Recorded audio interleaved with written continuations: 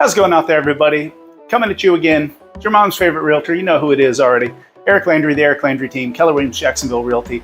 And I'm coming at you with what's been one of my some more popular video series, I guess. I started at the end of quarter one, looking back at the quarter, seeing, okay, what do the numbers look like? What is the trajectory? What is the trend doing? Are we trending up? Are we trending down?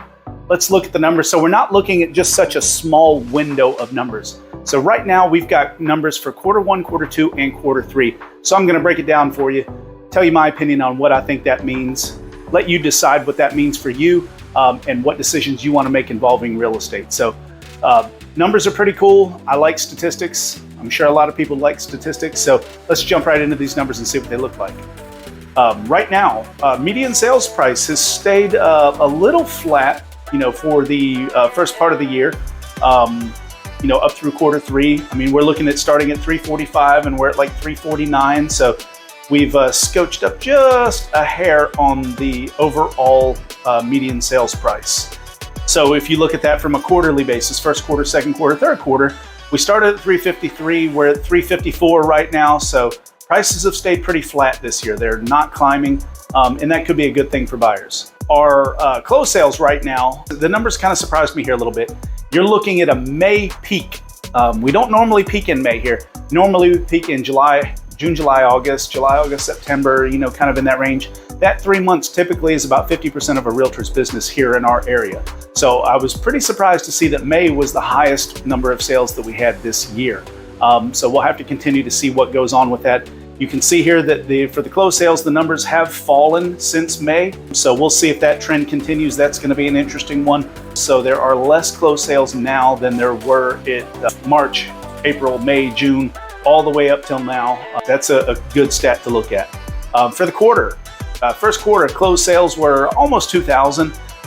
You're looking at, they spiked it again in second quarter and they've fallen in third quarter now. So we're at 2317. So a little bit better than first quarter, but not nearly as good as the second quarter. Our median sales price per square foot has stayed pretty flat throughout the entire year so far.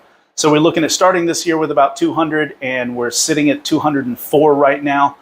So that number is kind of unremarkable. It's not doing much. You can see the same thing with the average price per quarter. You start in at 203 and then you're at 205. Median days on market right now, you're looking at January was the highest for the year. That was at 52 days on the market. And right now, as we mentioned in the last video, we're looking at 47 days on the market.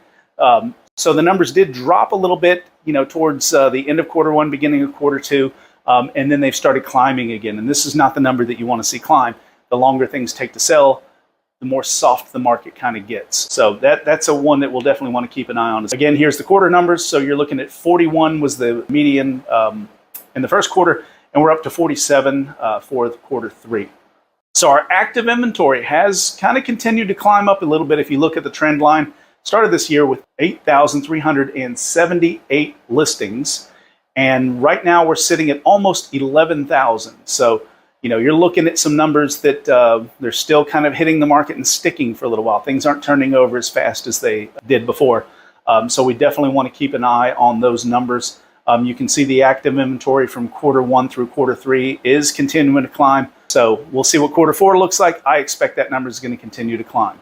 That is going to be one we definitely want to keep an eye on because that's going to impact your competition if you're listing and what your pricing is going to look like, because you don't want to price the same as everybody else that's sitting. If you have an equal home, you want to price a little bit better than everybody else. I always say you want to be in the top 1/3 in condition and the bottom 1/3 in price to get your home sold quick.